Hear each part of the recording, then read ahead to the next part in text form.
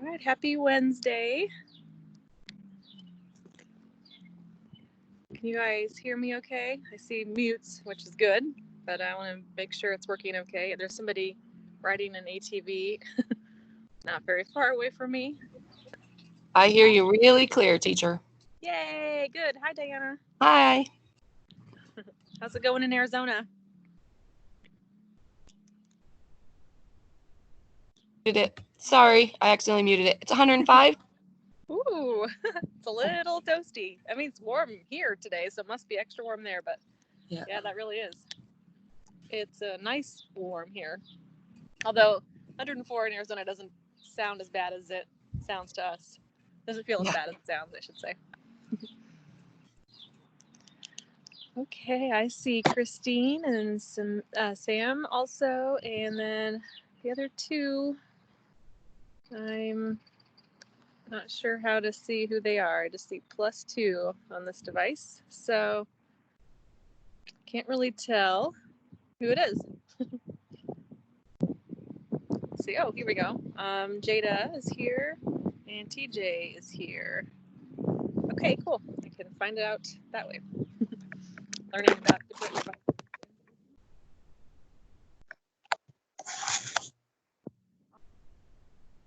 Oh, there's Audrey. Hey.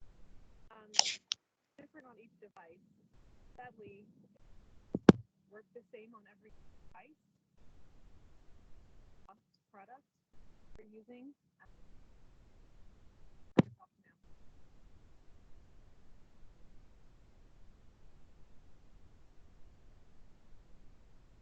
Inconvenient for us.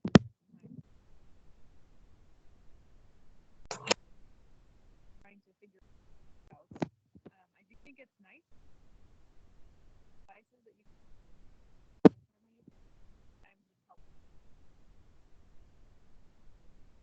Can everyone hear her? You having trouble hearing? Maybe No, I thought it was just something. Nope. Oh, I hear you now. I think the way I was holding my phone, my finger was underneath, maybe on the speaker. Oh, hopefully not. We can hear you now. Okay, good. Well, I was just trying to praise you all for your stick-to-itiveness and patience with all the technology, and I want to encourage you to keep trying various things if you don't see something that's working. And if you want help at any point, let me know. I'm a night owl. You've probably noticed I'm up late. So you can contact me anytime if you have questions or you're trying to work on homework and it's giving you some problems. So hopefully I can share screen, or you can share screen, and I can help you through something. I'll share my screen if it's something that I think I can explain, and you'll see it the way it looks on mine. But some screens you guys have are different than what I have, so I can't tell you exactly what to do. I have to kind of see it. So sharing your screen might be helpful in those situations. But we'll work it out. We'll figure it out. Despite these difficulties, it's just a chance to, push harder and see how badly do we want this, right? I think we do want it. And massage therapy is such an awesome and exciting field anyway. I already have such passion and excitement about it and miss it right now when I can't do it much. Eric is one of those partners who doesn't want massages very often. He doesn't want to make me work. And it's like, no, please, you don't understand. Can I give you one every day? I would like to, but it's hard to get him to do it, which is better than somebody who's taking advantage of it, I guess. But anyway, even without this time, it was already exciting. But right now, it's also exciting in some new ways because we're going to re-enter the workforce in a way that looks a lot more like other health professionals. And that's something that we've struggled sometimes with in getting the credit that we deserve for taking people's health under our wings and trying to help them get better from all kinds of different things. It's the oldest form of medicine from which the Western medicine system derived, but still it's seen as something kind of weird and out there, alternative, maybe like New Agey or something. People have all kinds of ideas, but we actually are poised to be just as valuable in healthcare as anybody. And so Audrey's pathology report is going to start touching on a topic that I would like to dig into even more in your program than I have in previous years. I've been told by a lot of massage therapists who are already in practice that I asked, what would you like to have massage therapy students know by the time they graduate? What would make our industry better? What do they need? And I had hundreds of people respond, and of like at least half of them, either as their answer or in their answers, would all mention critical thinking skills for massage therapy students. And I had to really look into that. Like, I mean, I get that you want them to think for themselves and try to question things and figure stuff out, but what do you mean by that? And so I'd ask a little bit more and I'd look into it. And really what it boils down to is, are we aware of sources of information? Where did they come from? Where does this information come from? Is it reputable? Meaning, is there evidence behind it? And what's the evidence? So we want to be able to know why we do certain things for our clients, and learning about how the human body works will give us that foundational knowledge that we need in order to be able to read a scientific study on something and say, oh, I get what they're doing here, and I see how it went, and that makes sense to me. So now I could explain that to my client. This is why I did that, because that's been shown to help in this case that I read. You can talk about it, cite your sources. That the source of your information is important. So being able to use evidence as part of our practice is what will propel us forward from, okay, she's just the witchy lady down the street who has crystals and, waves her hands over you, to maybe you're doing that also, because there's an audience for that too, and a place for that. But you also do it in certain ways, and you do certain things because there's evidence for it, and you can talk about that. So I want you to have both sides to yourself: your cool witchy self that knows what's up and can feel super intuition. You have the spidey sense about people's bodies when you start touching them. And I also want you to respect science and research and understand anatomy, be able to use medical terminology correctly, so that when you're talking to the physical therapist down the street, you can have a nice conversation over some coffee and be talking about your practice in the same language that they understand. And then you can explain why you do what you do. You're going to get referrals that way. You're going to be able to trade referrals with each other and work together. So it opens up all kinds of new doors. So I think Audrey might be ready to do her pathology report. I'm here. Yeah. Yay! I have you on the call. I would clap if I wasn't holding the phone. I know. Thank you. Yeah. Yay. Me too. So do you want me to just pull up my slideshow? Because I did a PowerPoint. Perfect. Yeah, you should be able to, if you get that menu that has the hang up button to come up, then you click on the, there's a button that has like a box and an arrow going into it that says share, or the 3 dots. And there's a button in there that says share, depending on what kind of device you're using. I just noticed it's different on this phone than it was on my other phone. The iPhone has the 3 dots, and the share button is visible on the laptop and on the. In my 3 dots, it just shows that. Hold on. So I'm trying to share it to you guys so you can see it. Is that right? Yeah. So if it's open already on your computer and you click on share, you'll have the option to click on it or to say share presentation. Oh, here it is. Share. I got it. Okay. Isn't it fun? We're all learning this new technology stuff we've all never used before.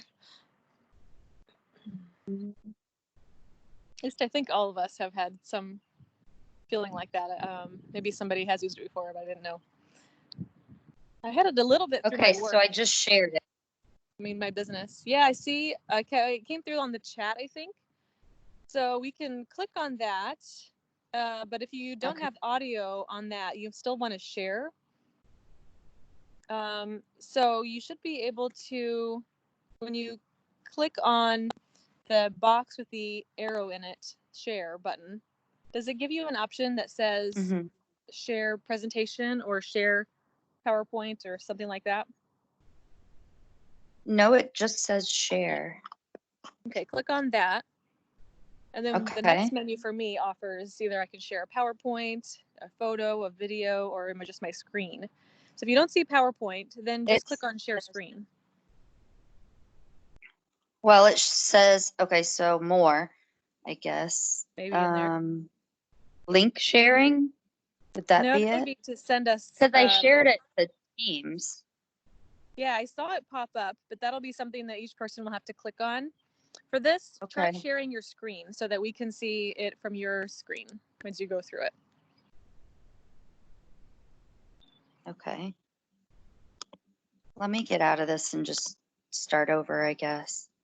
Okay, so sharing screen for me, a lot of times it doesn't look real obvious which one is Teams, but there's like two windows. One of them is my face in the chat that I just left, and then the other one is the Teams app that it looks the same because it has my call going on the big screen, but it says Teams instead of something like myself or the chat that we're in. If that makes sense. So if you're seeing it, you might be able to tell what I'm talking about. No, I don't think mine is the same. You should still have the option to share your screen, though. Everybody's had that one so far. So when you Okay, click on where do I share, go to that one? It's in Teams. well, you have to share first. You want to share first. So go back into the chat. Okay. And then open the menu that has the hang up button on it. Do you already have the PowerPoint open on your screen on your computer? Yeah, I'm actually on my phone. Oh, okay. So because I didn't. Yeah, the whatever button you use to like bring up all the things to scroll through, so you can change your screen real quickly. We're gonna use that. But first, in the chat itself, when you tap it and you have that menu with the hang up button, click on the three dots or the share button and find the share. So I'm in the chat, and it just says like the Thursday afternoon class call, Rebecca, Tuesday morning class call on assignments. You're in the call, but you see that instead of our faces? Oh, here, now I'm in our faces. Okay, yeah. See, I was in a different chat. Okay. Okay. So now it says share PowerPoint. Oh, Yeah, here, I was in the wrong place. Okay, wow. Good to find you then, or for you to find us. Yay. Okay, so here I go. It's loading. Like no matter, Yeah. even though we're all in Sorry, that took me a minute. even though we're all in different locations, Yeah. and we're like not physically together, in a way we are because we have these little Yeah. plastic boxes full of minerals. So it helps us still. Okay, be cool. together. Do you So see I it? can say I'm here with you throughout it, even though you had to go through all that. Oh, it's beautiful. I love all the rainbowy colors. Thank you.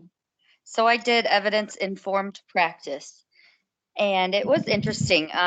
I've worked in the medical field, so this was very kind of familiar to me, but I learned a few new things, so it was exciting.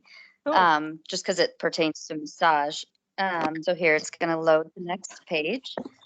So EIP is short for evidence-informed practice, and it basically consists of three things, and I have them written down here, 1, 2, and 3.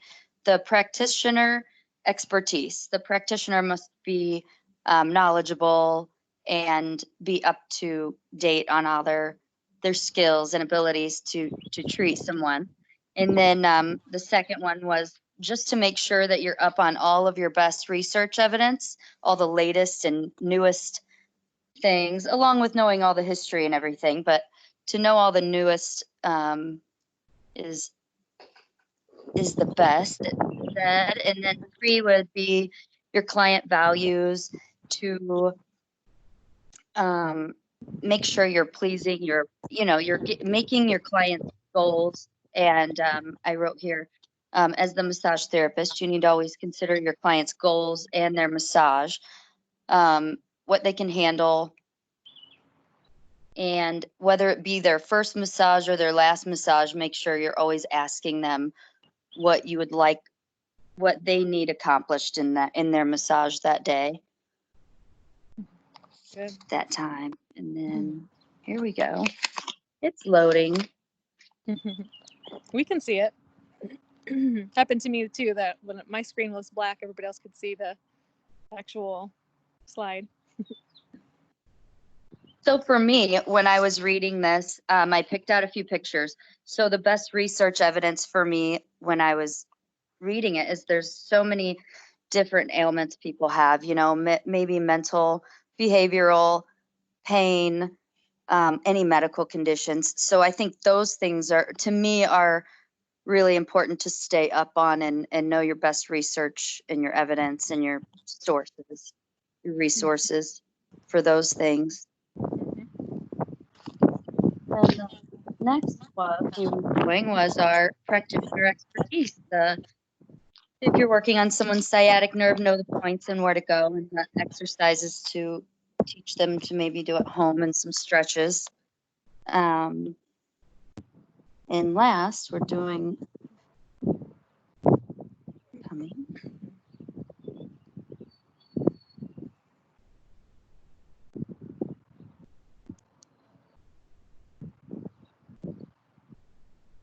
their client values.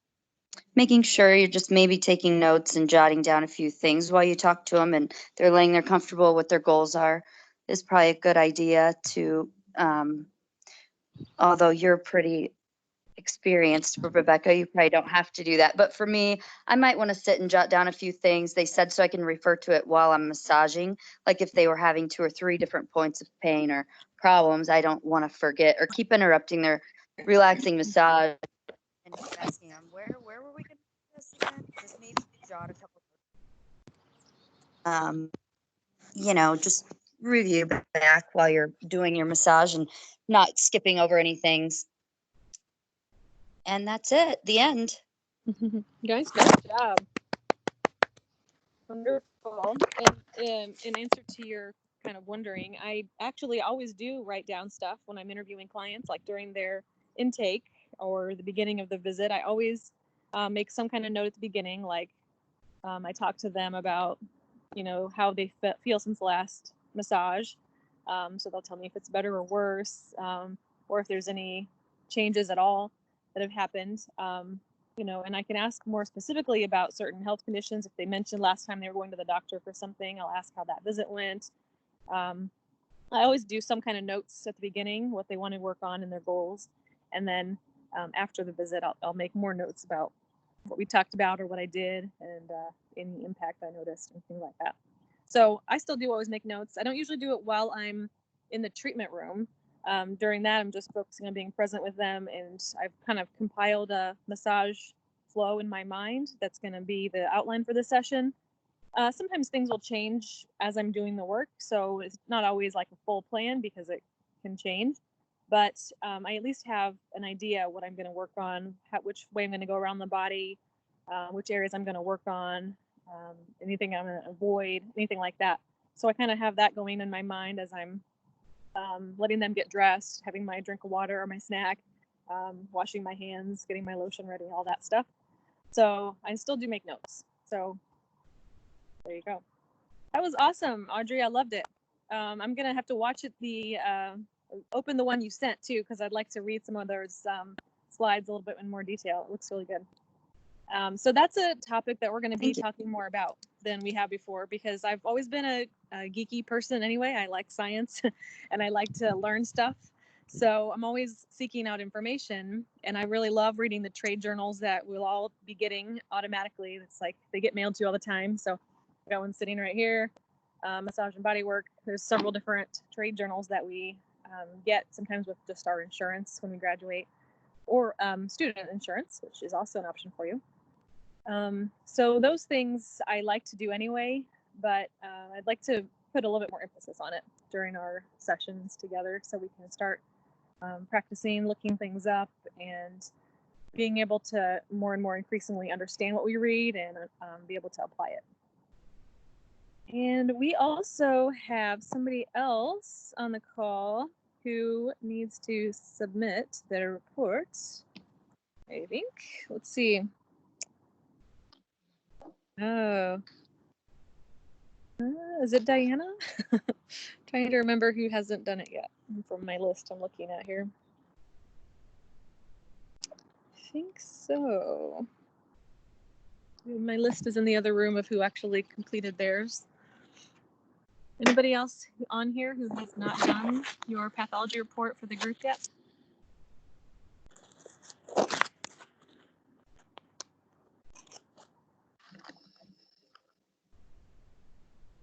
Nobody? No.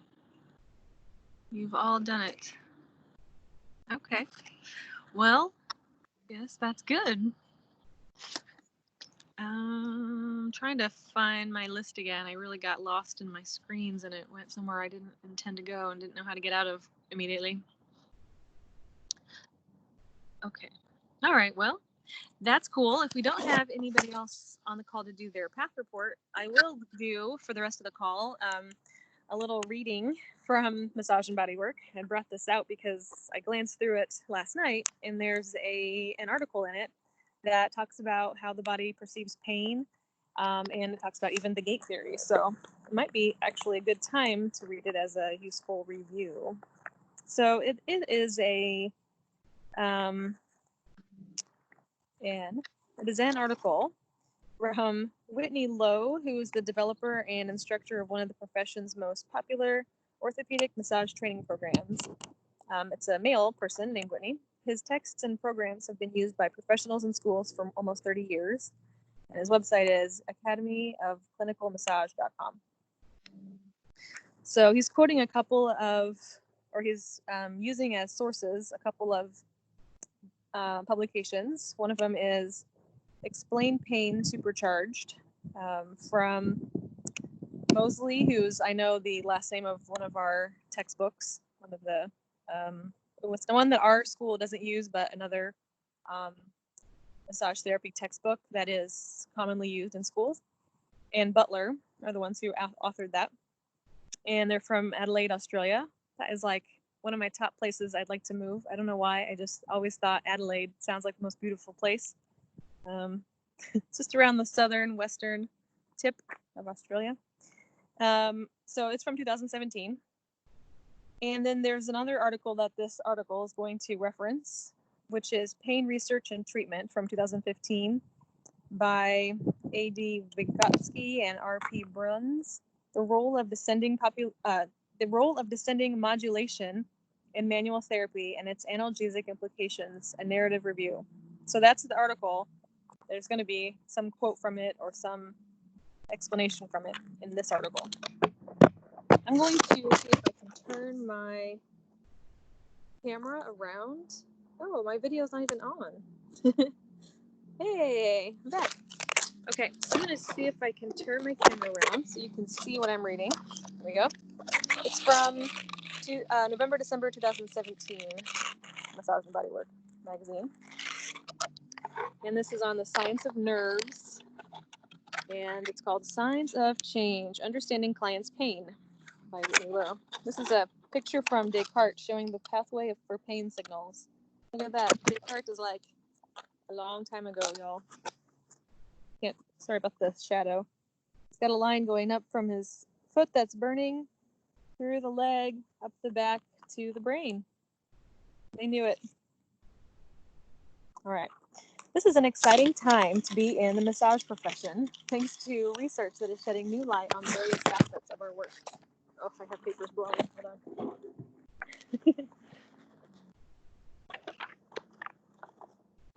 Okay. It's an exciting time to be on this video because I'm moving my screen a lot.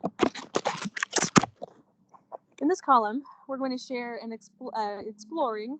Okay, I'll just try to read it the way they wrote it. In this column, I'll explore a fascinating shift in our understanding of our clients' pain complaints. Pain is the most common reason people seek the care of a massage therapist, and the more we understand pain, the better we can participate in a comprehensive solution to address it. Many in the healthcare professions today were taught a relatively simple and decidedly mechanistic physiological explanation for how pain is perceived and transmitted in the body. This model actually goes back to the time of the philosopher René Descartes in the 17th century, 1600s. Descartes' philosophy has carried through to form the philosophical foundation of our perspective of the body. When you hear the term Cartesian in relation to mathematical or scientific ideas, That means to some extent it follows Descartes' influence. Our understanding of pain transmission has, of course, evolved since the time of Descartes, but there is a great deal of similarity between his original ideas and those of our recent training. Yet much of the body as machine philosophy, for example, including the mechanistic view of the body as a machine, continues. Descartes suggested that when there is a noxious stimulus, like getting too close to a fire, a pain stimulus would travel, there's my page here, from the contact point along the pathway of pain fibers to the brain, like that picture I showed at the beginning. Based on this idea, the predominant methods of pain management involved trying to block pain fibers before they got to the brain. This idea had continued to influence modern pain management to a significant degree. Has continued to influence us.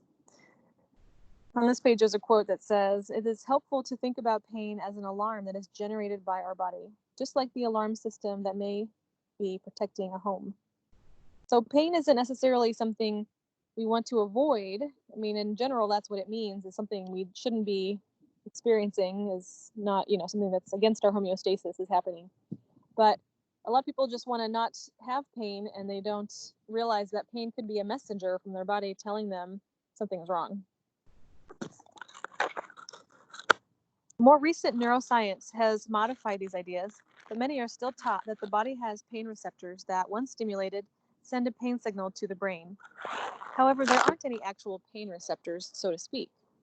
But before we get into the finer details of how pain interpretation actually works, let's explore a simple example. Oh my gosh. Let's explore a simple example to see why that idea doesn't pan out. Okay, pause. Wait a second. Nociceptors are the pain receptors, right? We just learned about that. What does this all mean? Better keep reading. Okay. How the brain prioritizes pain. If you were crossing the street in a quiet neighborhood, can you hear me okay with my finger there? Before I had an issue when I had my hand. Okay. I can hear you. Okay, good. Thank you. Yep. Awesome. If you were crossing the street in a quiet neighborhood with no traffic and suddenly sprained your ankle while in the middle of the road, there's a good chance you would feel pain right away and then calmly limp to the side of the road. However, if you were crossing a very busy street when you sprained your ankle and you also noticed a large bus bearing down on you, your reaction would be quite different. Most likely you would sprint to safety on the side of the road first. Only then would you begin to feel pain in your ankle. If there were pain receptors in your ankle, they would send pain signals to the brain immediately in either instance. In the second scenario, the ankle pain may have kept you from focusing on the more important survival tasks of the moment, getting out of the way of the oncoming bus.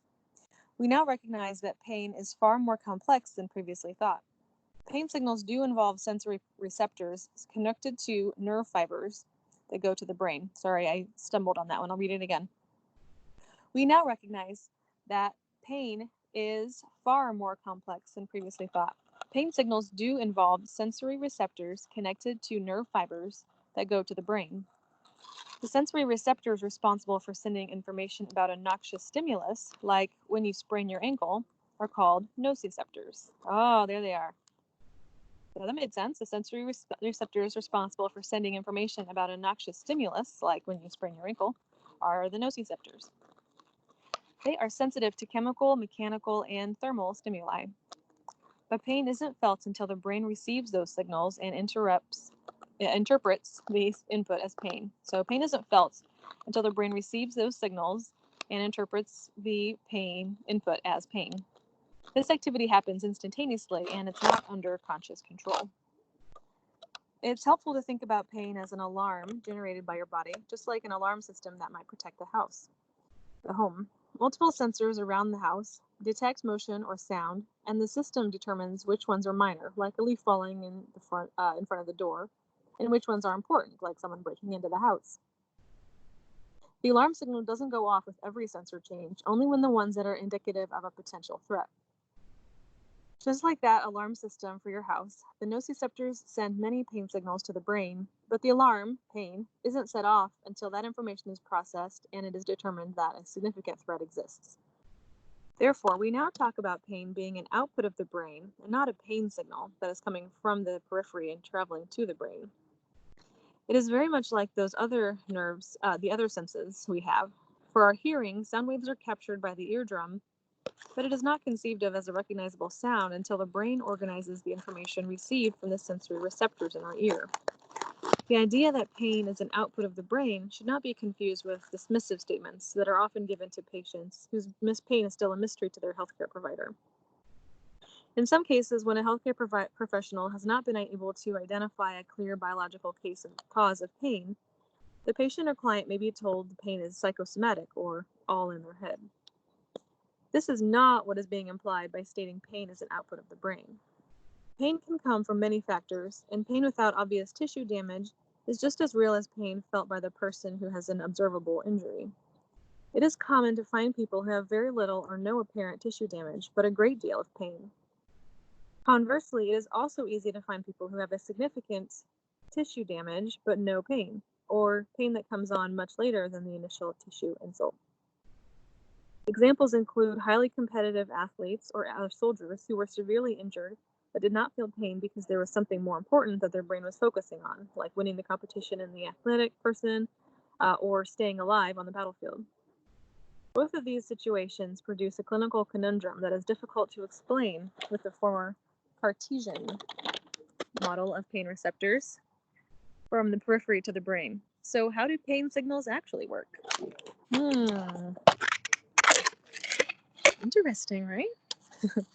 Okay, before I continue, so far, seems like a new terminology besides talking about pain as something coming in from the body's periphery to the brain is that pain is an output of the brain. So I'm just going to remember that by saying it. Pain is an output of the brain. Sounds like a little poem. No poet, and I didn't even know it. Stop that rhyming, I mean it. Anybody want to pin it? What's that movie from? What? What movie is that from? Anybody recognize it? All right, we'll continue. It's from The Princess Bride, y'all. Classic. There's another picture on this page. Let's check that out.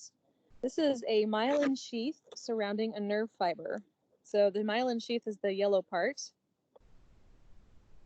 like a fat-based protective layering around the fiber that makes up nerve. It's got this long tail. This is a whole nerve cell, all of this. Nerves and pain. To fully grasp how pain sensations are produced, it's helpful to review some basic principles of neuroanatomy. Not all massage therapists are taught these details about the nervous system in their basic training, so this is a great opportunity to polish your understanding of these concepts. Nerve fibers are classified according to their diameter. There are 4 primary types of nerves that play a major role in our experience of pain. They're named with letters from our alphabet as well as the Greek alphabet. So these are the 4 primary types of nerve fibers and their key characteristics. Let's see if I can turn it so it's even bigger for this part. Okay. A, or alpha, fibers are myelinated. They've got that yellow covering on them, yellow in the picture. Their primary responsibility is proprioception, so they know where you are located in space and time, proprioception. Of muscle spindles and Golgi tendon organs. So the muscle spindles are the ends of muscles where they attach to the bones and they stretch just a little bit, not as much as the body. And then Golgi tendon organs are the fibers in the tendons where they attach to the bones, and they also just only stretch a little. So those are the same kind of cells, but in tendons versus muscles. And they're both responsible for proprioception. Those are the alpha fibers, nerve fibers. Okay, and then beta are also myelinated, and they do mechanoreception. So they can tell when something is doing like pressure on them, or if it's moving, It also triggers that mechanoreceptor if there's compression or any kind of basically mechanical movement, right? And then the delta fibers are very thin. They have a very thin myelin sheath, very thinly myelinated. And they are free nerve endings and nociceptors, which is pain receptors for touch and pressure, cold, and cold receptors. So they have a thin covering, delta fibers, and they help your body determine that there is either being some kind of touch, how much pressure it is, and if something is cold. And then non-myelinated C fibers do not have a sheath at all, and they are naked so that they can more easily detect what's warm, so they can tell really quickly something is hot. And also pain, nociceptors. Okay, so interesting fiber types: alpha, beta, delta, and C. A alpha, B, C. What is it? A alpha, A beta, A delta, and C. Maybe that'd be a way to say it. Interesting. All right, I'll turn it back this way. When a nerve fiber is myelinated, that means it's covered by a myelin sheath, like that picture that's out there. The myelin sheath helps the nerve impulse travel along the length of the nerve at a much faster rate. So because it's got that, it can go zip right up to the other end of the nerve. The rate of signal transmission plays a crucial role in pain perception and also how that sensation can be magnified or diminished. Nerves that carry nociceptor signals, nociceptive, like pain signals, are primarily the A delta and C fibers. A delta and C are the primary ones that help you determine pain, so nociceptive. Although there's some indication that nociceptive input can travel along the A beta fibers in some cases. So even that mechanoreception one, A beta.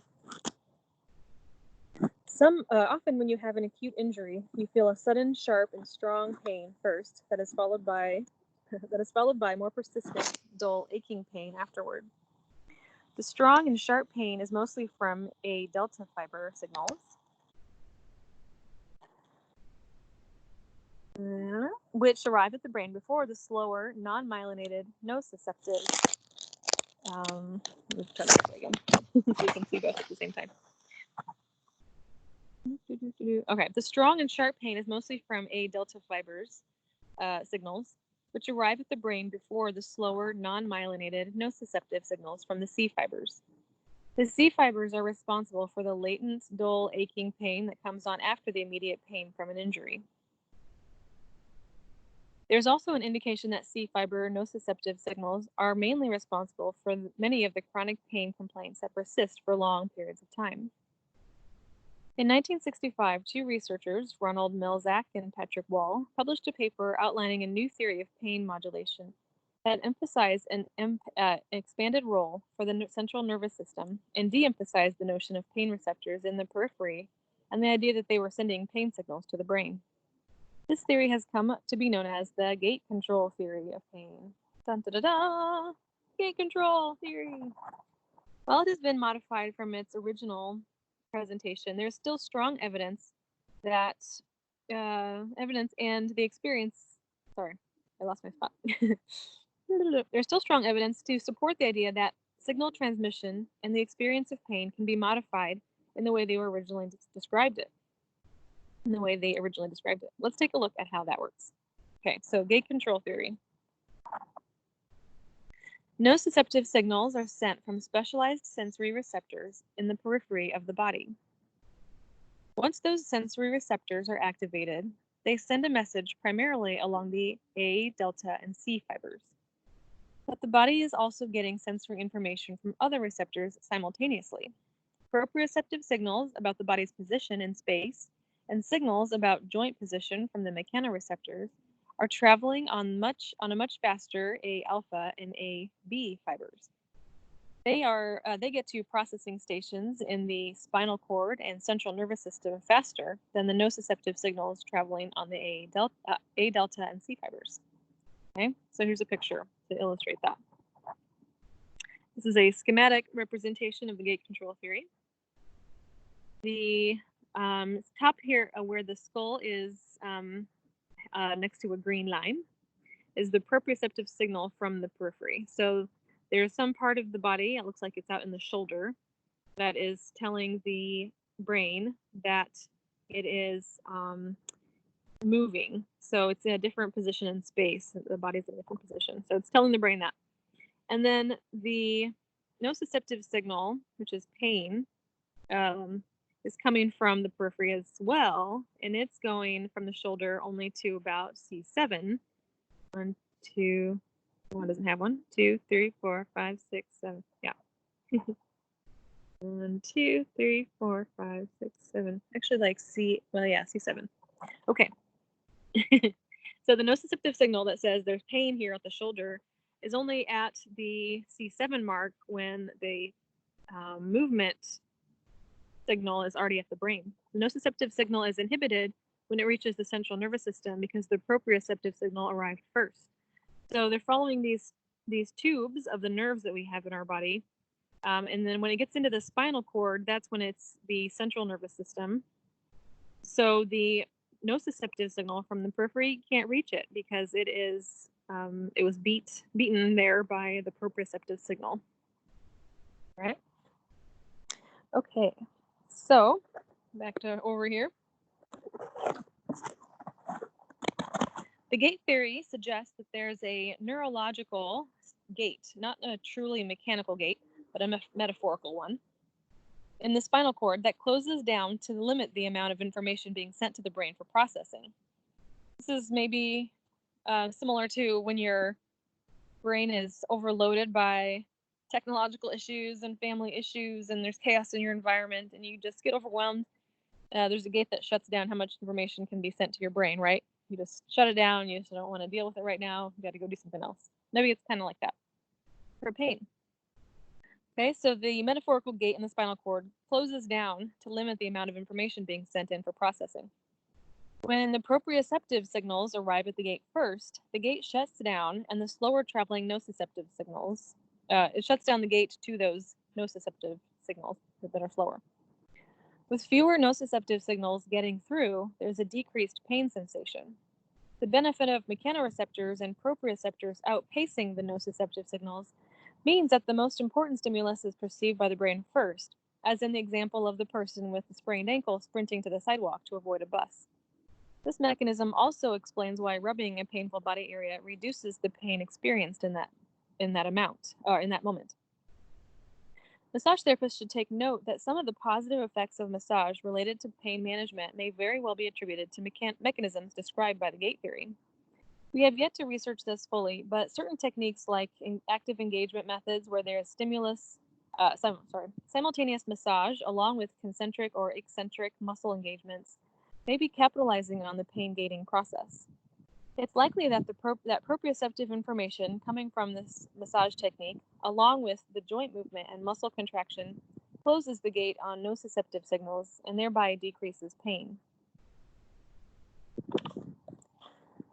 New developments in our understanding of pain. Our current understanding of pain signal transmission also sheds some interesting light on pain experiences our clients present to us. When nociceptive signals reach the central nervous system, they travel through the spinal cord and then ascend through the lower, mid, and upper portions of the brain until they are fully processed. As they travel through these different sections, the intensity of these signals can be altered. Various factors can cause pain signals to be amplified. This is called ascending facilitation. Think of it as turning up the volume on nociceptive signals that are arriving. Ascending facilitation can create two characteristic clinical experiences. One is hyperalgesia, and second is allodynia. Hyperalgesia is when something is much more painful than it ordinarily should be. Allodynia is when something is painful that shouldn't be, like when a client reports that gently stroking the skin is painful. Obviously, our goals of pain treatment are to decrease any ascending facilitation that may be occurring. There is a corresponding process that turns down the volume on nociceptive signals and is very helpful for decreasing the client's pain experience. When various pleasurable sensations, like massage, are experienced, the upper portions of the brain can send signals to the lower sections and block a certain amount of nociceptive input, decreasing the person's sensation of pain. This process is called descending inhibition or descending modulation. There is some research now that suggests this may be one of the most important benefits of massage when it comes to pain management. There are fascinating new developments in our understanding of how pain is experienced and the various strategies we can use to help manage our clients' pain. The more we understand about the pain process, the better we will be at adapting our massage treatment to take the best advantage of how pain transmission occurs in the body. I'll read that again.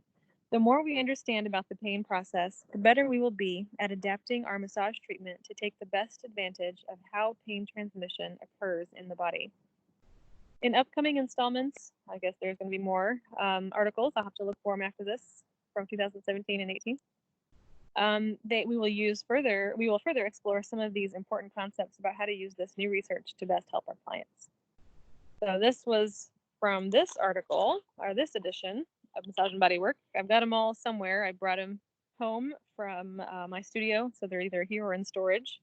I'll keep my eye out for those and give you some more similar articles if I find them, or when I find them.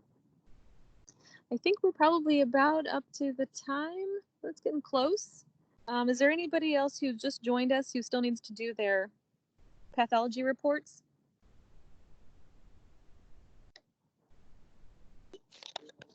No?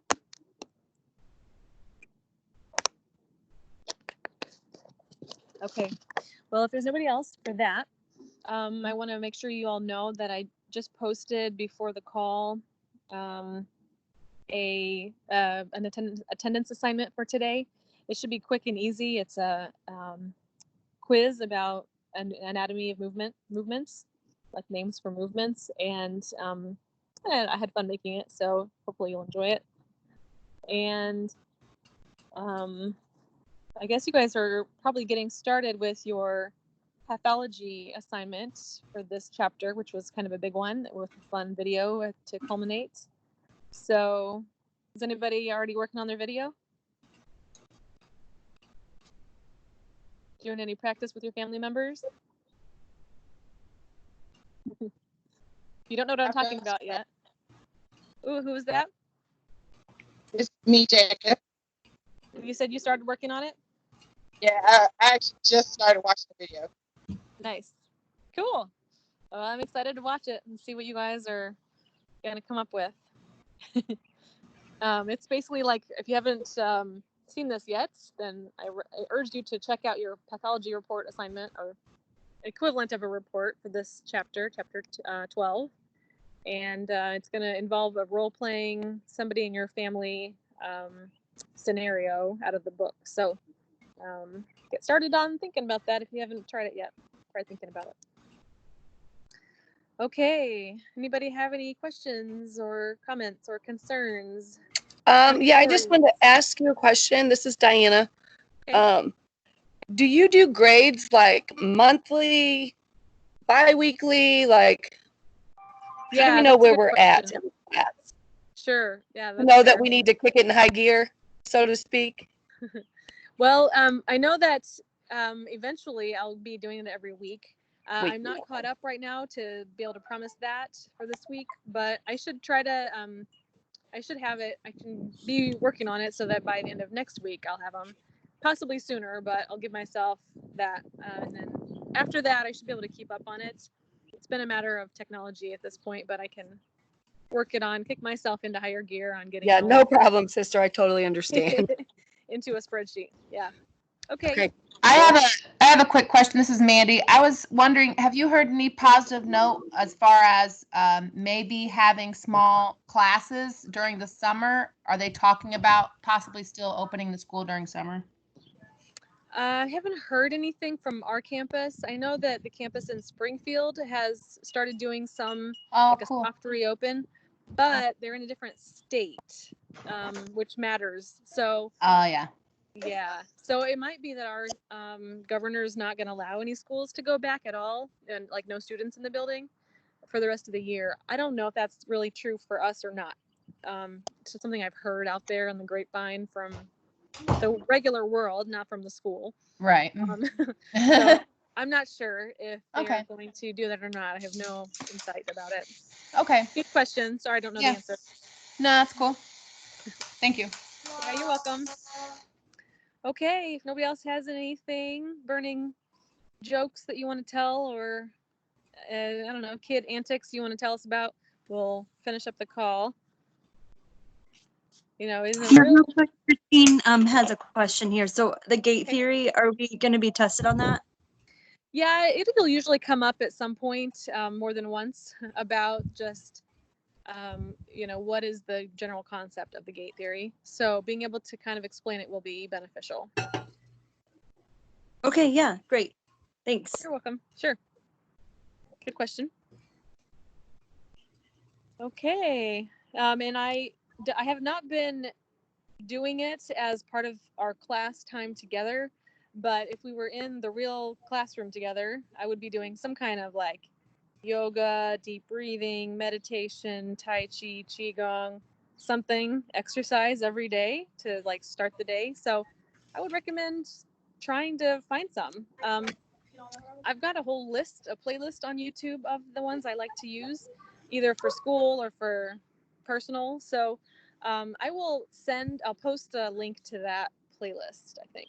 I think I'm going to be able to do that on the posts. So feel free to look through the list and see if you can find something that appeals to you to do for yourself. Daily would be awesome if you just do it a couple times a week. It's still super beneficial for your health. So check it out. And I'll talk to you guys soon, okay? All right. Thanks. Bye. Thank Have a you. good day. Bye. Thanks. You too. Bye. Yeah.